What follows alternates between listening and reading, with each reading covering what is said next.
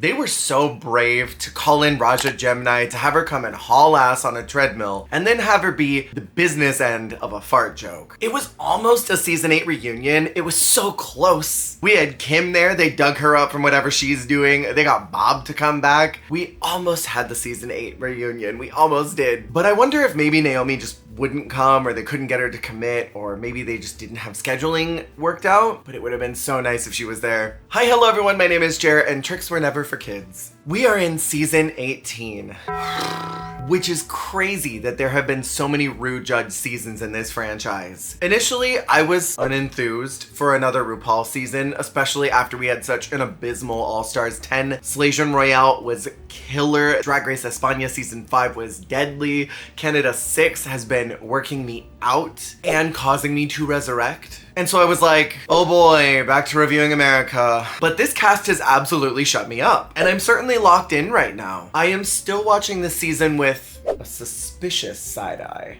but enthused nonetheless. Episode 1 is breaking the mold for what we typically expect from a premiere, carrying in the Let There Be Light theme from the promo into the workroom. This is abnormal for Drag Race. Typically, the promo and the season are very disconnected to each other. There's very little correlation between those two paths, but it kind of gets me excited for what could be maybe proper cohesion in the future. But what did y'all think about this darkroom spotlight situation? To me, it was very much giving, ladies and gentlemen, welcome to the stage. And I'm not sure if I was entirely gagging over that. The queens this week are given a overstimulating mini challenge where they have to scream and shout and let it all out while gorgeous, sexy masked men surround them and thrust in their direction wearing very little. I probably would have left that room with some numbers on my wrist or some Instagram handles because the bodies of some of these men were sinful. I am glad that there was somewhat of body diversity among this group. Typically we see these chiseled, jacked, thin dudes that Drag Race likes to cast, but I saw a couple bellies, I saw a couple fuller bodies, and I loved that they were not overwhelmingly thin. Seeing a bit of belly is always hot. I will say there were more balls than there was cake, but I think I enjoyed it all the same. At least when I had my headphones down. There was this one guy who was mugging down, and I feel like he was enjoying the gig just a little bit fiercer than the others. I did find this mini challenge extremely overstimulating. I don't know about y'all, but I never want to see gorgeous, beautiful women shrieking. I need to know who greenlit this project. I fear whoever greenlit this was the same person who thought that Shakespeare was a good idea. My favorite part of it was when Mikey was screaming and then stopped and turned and said, oh hey, and then kept going. That was hilarious. But I very much disliked this as an introductory challenge. We usually see interesting photo shoots, slightly chaotic to kind of warm them up to what Drag Race might bring, but nothing that disturbs my peace as an audience member. And the constant screaming for several minutes was not my most favorite thing, I think. But maybe it was cathartic for them to get out any of that preseason stress. Let it out like you go to one of those mash rooms where you break everything. The goal of these mini challenges are always to impress Ru and make her laugh. That is your first and only goal. And I think we very clearly saw that Kenya did that. Winning this proved that she made a good first impression. And on me, I think she continues to make a good first impression. But I was kind of gooped that she received no advantage in the Maxi challenge, which is to reclaim, renew, and rejoice.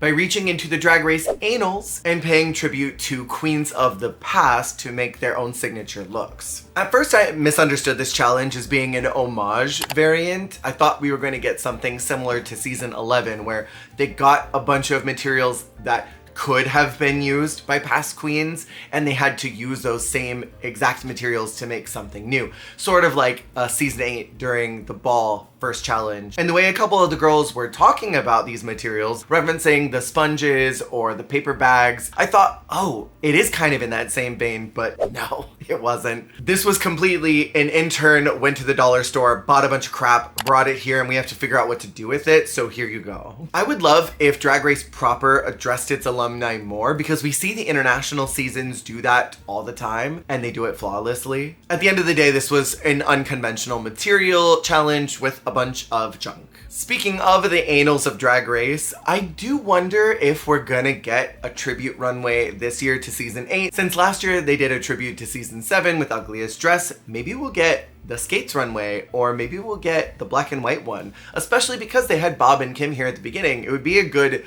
tee up for something we might expect later on down the road. Anyways, let's talk about the queens' entrances as well as their runways for this week. First in the room is Athena Dion. She is one of 5 Florida queens this season. 1, 2, 3, 5 Florida queens. She has great eyebrows out of drag, which is so hard to maintain when you're constantly putting glue, Pros-Aid, whatever on those babies. Those suckers fall out. So the fact that she's got her so well maintained, I live. She is Morphine's sister, as well as someone yet to come. I think that's gonna be a lot of high expectations for what we are going to expect from her trajectory. I don't know if she will weigh herself against Morphine, but I think the fans will. Usually the first girl in the workroom is someone who's got a ton of energy. They're bombastic, they set the mood at a really high place, but Athena was just kind of chill. Like, she wasn't making waves, she wasn't boring either, she was just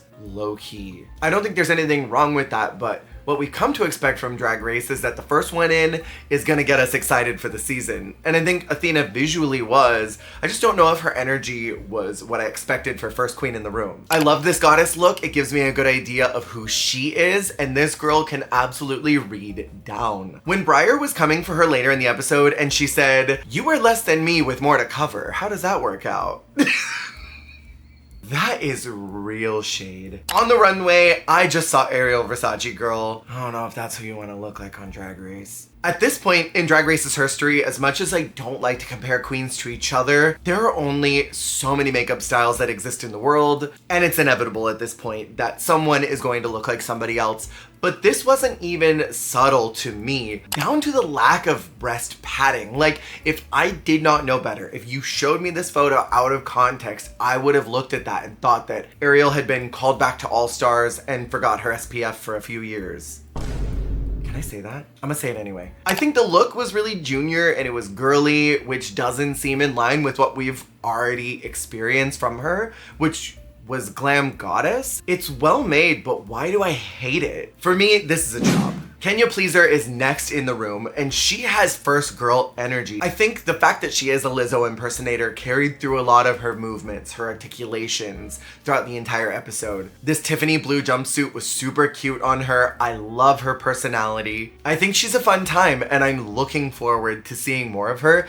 I think that she's got what it takes to go to the end on charisma alone. To me, she's giving a bunch of archetypes of queens that we've seen on the show before. There's one in particular, but I'm gonna hold on to my thought for now. If it comes to me next week, I'll share it. But there is one queen in particular that she is fully giving me. For anyone that wants to dragvestigate, it's one of the Canada girls. For her RRR, I'm gonna call it that. She is wearing separates, which I think is impressive if you can pull them off. This sadly was not. I love the silver top, but there were many misses in the construction. You can tell that she did not have a lot of materials, which, by the way, if you know that it's gonna be a construction challenge, why are you not grabbing more materials? More is more in a situation like this. Grab everything, and worst case scenario, you don't need it. I wonder if she thought something would be provided, like maybe there would be a sensible muslin or a couple of corsets or a fabric wall that they could pull extra material from. Maybe a bolt of tulle. Oh, that tulle fabric. Maybe it was just that classic Drag Race blackout where they go to get something and then they're tunnel visioned. They don't realize they made a mistake until it's way too late. But what I will say in her defense is that she sold it well. There's not really much to say about this. The look is a chop, but she was this fun, round the way kind of a girl. I liked her performance. I like her energy on the main stage. I think that she really is gonna go far this season because charisma and confidence can help you soar to the finale. Nene Coco is next in the room. She comes in saying, "Yay!" Who told her? This rainbow jumpsuit was giving me fibbage down, for anyone that knows what that is. I love the tackiness of that rainbow. She is a cutie out of drag, and I'm very much looking forward to seeing more of her. For R, she was giving a wow moment to me in this orange. It is eye-catching, and she used gift bags to make this piece. And I was obsessed with how those materials were transformed to create this. I love this asymmetrical skirt, but I kind of hated the bralette. Those don't thrill me very much. It was a slay overall though. I understand why she was top 2. Jane Don't is next. Fantastic name in drag, by the way. She comes in looking like a blend of Jinx Monsoon meets Plasmo. She is from Seattle, so she's gonna have uber high expectations to slay. When she revealed that Bosco and Irene were her siblings, I think that set an even higher bar, even bigger shoes to step into. And she kind of stepped into those by reaching top 3 this week. But I also gotta say, a lot of people missed the mark on this challenge. Even though she did really good, I wonder where she would have fallen if other people had slayed a little harder. And she's another one whose vibe is really low key. Even when she was talking to RuPaul on the runway, it was sort of like a kid trying to tell their parents that they made an art project at school and they just want to show it to them, but they don't want them to laugh, but please look at my art that I made in class. You have to connect with RuPaul, and I don't know if she did that. I don't know, we'll find out. She seems sweet, but she needs to wake it up in the following weeks because I think she's got a lot to bring. For R, she used shower curtains to create her look, which is mad impressive if you ask me. I enjoy the pastel tie-dye details of these pieces. This is absolutely how you do separates well. It was a fashion moment for sure, but maybe slightly more mature or madame for a first impression. That does seem to be her style since she references Bette Midler, Joan Rivers. So I think it works for her. I think the look was a slay. Speaking of madame, this is the season of the quote unquote grandmas because most of them are over 30. As someone who is cusping 40, how dare every single one of you continue to call Lexi Love a grandma last year when she was, what, 33 years old? That these over 30-somethings are coming in here now and are saying that this is the old people season? I will be mad at every one of you until I die. Discord Adams is in the room next, and there have been so many rumors about this diva getting disqualified, having a problematic past. I cannot tell if these are just salty, ugly, bald fans sitting at home making up rumors about someone who is more successful than them, or if these are legitimate things that are going to manifest throughout the season. I don't want to make any assumptions because I made assumptions last season about another contestant, listening to what the internet had to say, and well, I think a lot of that was disproved. This plaid fantasy was such a cool look to walk in on. I think she makes a good visual first impression, but she is so chill. I wonder if maybe that's why they wanted them to scream for the mini, to see if they had loudness in them. For R, Ms. Diva wanted us to remember Kim Chi. She better Sasquatch that walk. The walk was crazy. I'm wearing hoochie shorts, so I'm not gonna stand up and do it, but it was Derek doing that Amy Sedaris thing. Season 8 getting lots of mentions today. This black and gold combo I think were great colors for a first impression. It is giving showgirl, it's giving high fashion, it felt in line with her brand image, but girl, that walk is going to become her plot point. And also she seems a little salty about not breaking top 3. That I think is going to be her overarching narrative throughout the season, however long she lasts. It's going to be plagued with thinking that she is doing much fiercer than what she's doing and how the others maybe didn't deserve their spot in the top. Even her having the gall, the gumption, the audacity, and the nerve to ask Cardi B during Untucked, what did you think about my look? Was such main character energy, and I live for that in a drag queen, but Drag Race loves to take those types of people and give them an edit that makes them seem harsh and delusional. So I worry about what that's going to look like for her long term. The look was a slay, the walk was a chop. Mia Starr is the next in the room. She says she's a big back hooker hoe. I live for her vibe. She's giving me sugarcane energy. But why out of drag does she look like Dahlia Sin took a very different path in life? For R, she is giving this cardi-coated look. I love the black and white color blocking. The choices were great. However, there were a lot of textures. There's foil, pop rock material, a matte checker. There's panels of rhinestone. There were the different boots, which I think was a fun idea, but it was also overloaded. You know, like those eternal soups that people make on TikTok where they just keep chucking food in. They'll be like, today is day 25 and I'm putting corn. And on day 78, we're going to put in an entire pumpkin. And it's like this black goop eye of newt with everything in it. The look just had so much going on, and visually I wanted to rip it apart and rebuild it with less texture. It was a chop for me. Didi Fuego is in the room next, and she says, "Can I say the F word?" And then screams, "Fuego!" I love seeing a Latina who looks like me. Ginger Minj cannot be the only light-skinned Latina that's representing Drag Race. It's a joke. She is so yes out of drag. I can't explain what that means. To me, she's giving like Athena Sorgala Kiss out of drag, but more. I was not living for this orange look with the little flipped hair. She's fun, but the look was not. And for R, I love the accidental tribute to Jiggly Caliente. She's a part of the same collection of Baked Potato Couture. I like the flow of the aluminum, but it was really just a bolt draped off of her. That random color block was ugly as sin. The whole look was a chop. I don't want to look at this anymore or ever again. Juicy Love Dion is next in the room, and there are so many Florida queens this season. Morphine is her mom, but so is Athena? I don't understand the sister wives of it all, but here we are. I guess it's sort of like Alabama, where your cousin is your mom is your sister. Athena says that this is the first time a mother and daughter have competed together, but I will not let my mall drag queen Edna Sorgelson get left in that dust here. She and her daughter Athena Sorgala Kiss were the first mother-daughter to compete on Drag Race. I remember you, diva, even if I was only one of 7 people who watched your season and everyone else that did watch it forgot about it. And I will not let y'all erase Edna Sorgelson. No. For R, I loved the hair so much with this look. It was cute as hell. The ombre blue and white was kind of distractingly cute because it makes it look more textured and impressive than it actually is, because this look is nothing. There's nothing to talk about with this outfit. It is literally a chop. It is such a go home outfit. Vita Vontis star is next.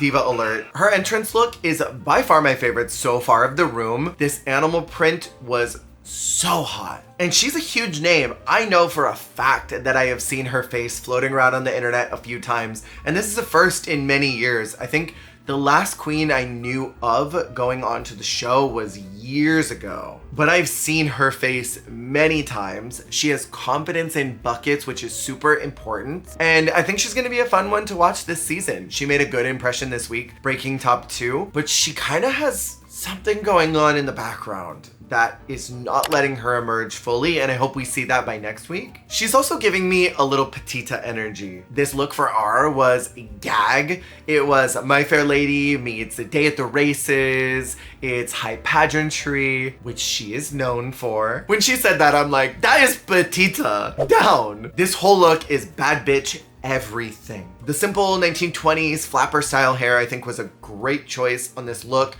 to let the outfit speak for itself and not be distracted by big giant drag queen hair. The lines of those deconstructed umbrellas were fascinating.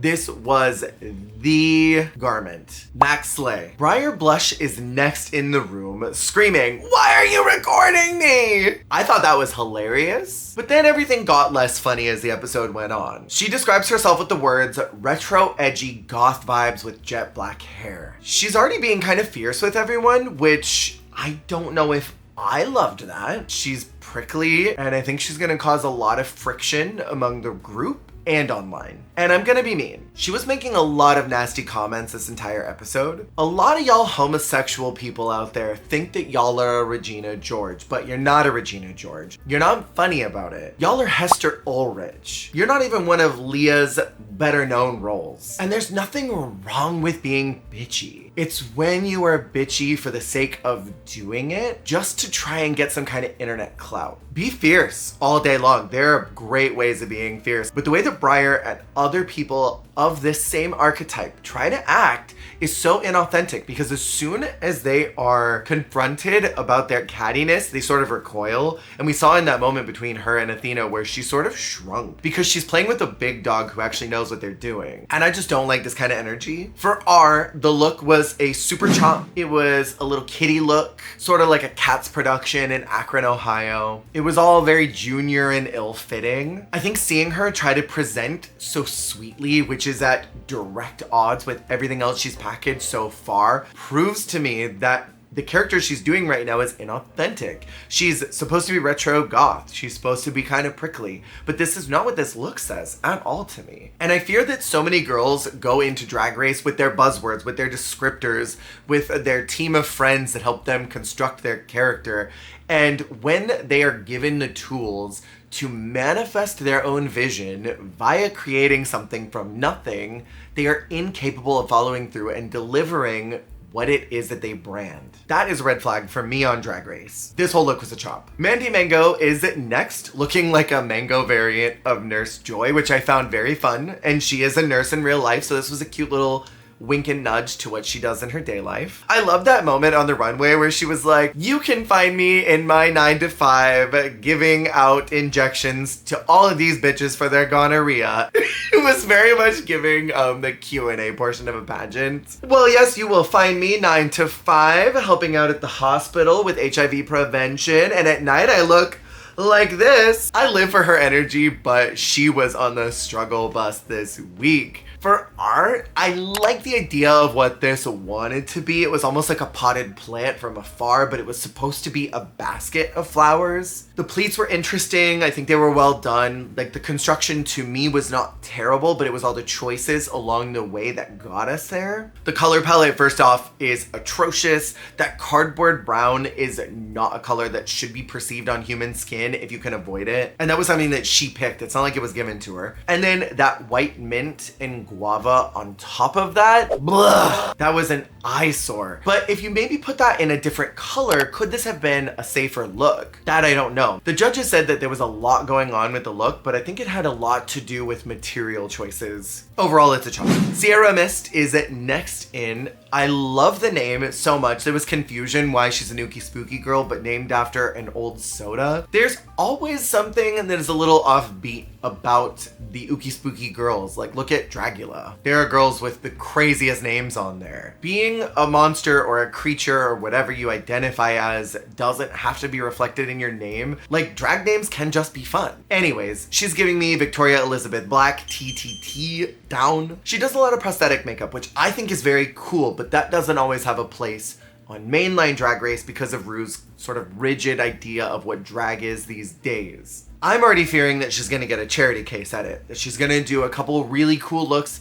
that will resonate with us as the audience because we wanna see that, but then the show will punish it. They'll ask her to conform and do something different, but not change herself, just show that she can do something new. But then meanwhile, the pageant girls won't have to wear something avant-garde. Maybe this season will surprise me, and this will be the one that circumvents all the expectations that Drag Race has given to us. I feel like everyone up until this point, being older, more conceptual, giving very different kind of looks that we've seen on Drag Race, is refreshing. I feel like this is what the fans have wanted to see, but I'm always just wary and hesitant that Drag Race will reward it the way that it needs to be rewarded. Like, I can already kind of see the writing on the walls of who's gonna go to top 4 just based on their aesthetics and kind of fitting into the normal mold and rubric. But I want to be left surprised. I want to be shocked by the top 4 being different than what we've ever seen it be before. And I'm worried that the show is overall going to ask her to compromise her brand. And I hope she doesn't, even if that sends her home, because that will make us love her more. For R, I need to know how much of this was brought from home. Like, were those leggings made or bought? Because in my opinion, I think they pulled the whole look together. It fit into this perspective of her being a creature. I really liked it from a distance. I think it was kind of smart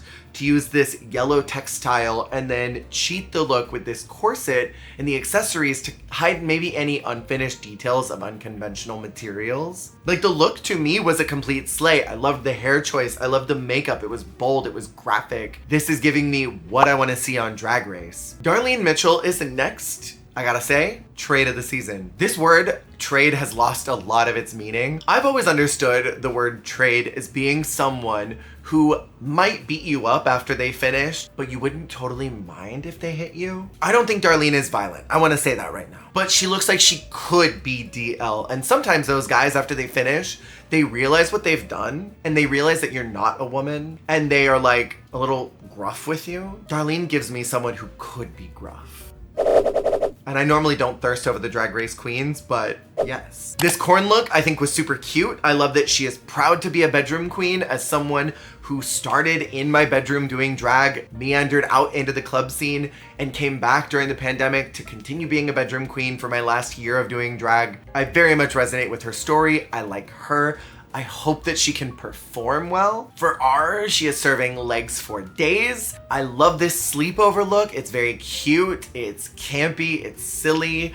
I love that it is her brand, Bedroom Queen Down. I like the short length of this skirt. It was all very camp, it was silly. It was a safe look though. It is not trying to win, it is not trying to lose. I don't know if I hate that. I think an early season design challenge is where you play it safe, see if they connect with what you do, and then pump it up for the next one. It was a soft slay to me. Mikey Meeks is last in the room in this beautiful eggplant purple dress, which I think was the cutest look of the entire room. She is the 5th Florida queen. Wild. Team Florida may or may not lock in with each other. We're getting stories of the girls worried that they're going to, and that it'll be them versus Florida, but I can't really tell where they're all sitting with each other. But I'm looking forward to seeing how this power dynamic affects the room, and if it will be a Team New York part 2. For our Mikey is serving, curtains. Okay, so I love the color choice on this look. I think the ivory under that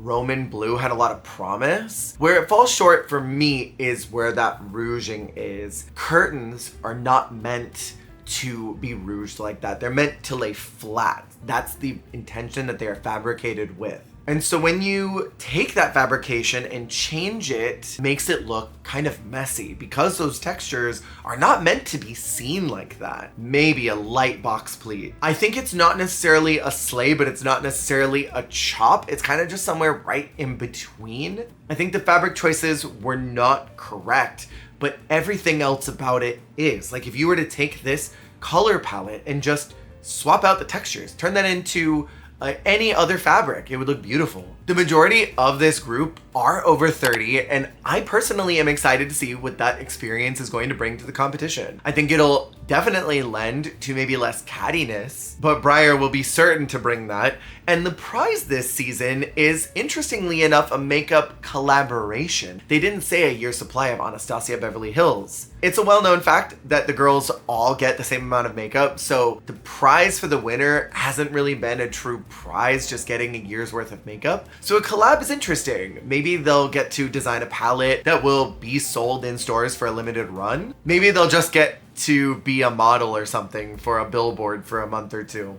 But in any case, I think that is a significantly more interesting prize than the same thing that everyone else in the season gets. Also, I love that Untucked got semi-folded into the episode, much like the international seasons do. I think that does two things. One, it fills out a little bit of the showtime and allows the show to infuse a little more story into things that we would normally miss from Untucked, so they can take all those good highlights that are juicy and put them into the episode. But then also it creates FOMO for the rest of it. People will want to tune in based on the little taste they got. It's like a Costco sample. After the Untucked Light, Kenya and Mandy are called as the bottom queens, but no one is going home this week. This is pretty standard par for the course for Drag Race. Usually no one goes home week 1.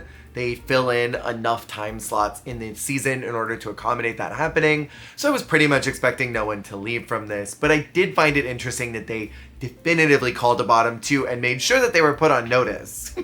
Nene and Vita are the top 2 this week, and they need to lip sync to Enough by Cardi B. And this little white lady turned it out. I did not expect her to do all of that. Vita had some really great movements and moments, but her face was giving, I'm about to cry. And when she got on the ground and her outfit started to fall apart, mama, I don't know why you would do that. You know that you are in garbage, and Umbrella do not end. Nene Coco wins this one, which I think was totally earned and deserved because she did the damn thing. And in my opinion, I think that she's gonna go really far in the season purely by virtue of being a cute boy. And as we know, RuPaul loves to siphon off twink energy and get as much of that as she can, like the Sanderson sisters, so that she can make it to season 19. I was very happy with the lack of gimmicks this episode. I mean, there was a double save, of course. There wasn't like a, hey, go pull this lever so that you don't go home, or here's a bunch of chocolate bars, or whatever gimmick we've come up with this season, like a light bulb, and if it turns on while you hold it, then you get to stay in the competition. But if it doesn't, then you gotta go home. Oh God, I'm speaking too early. That could happen next week and I'm gonna be furious. Because the gimmicks are getting a little boring. They're getting a little tired. Like, I just want them to refine the Drag Race formula and make it perfect and stick with that for a while and not keep trying to reinvent the wheel. Next week are girl groups, which is so early for a US season. What in the Drag Race Philippines is going on here? I'm not mad, but this is so soon. What'd y'all think about this episode? What'd y'all think about this cast? What'd you think about the looks? Let me know in the comments below. I am continuing to cover Canada's Drag Race Season 6. I will be continuing to review this season throughout its entirety. So make sure to subscribe if you haven't already, and I will see y'all on the flip.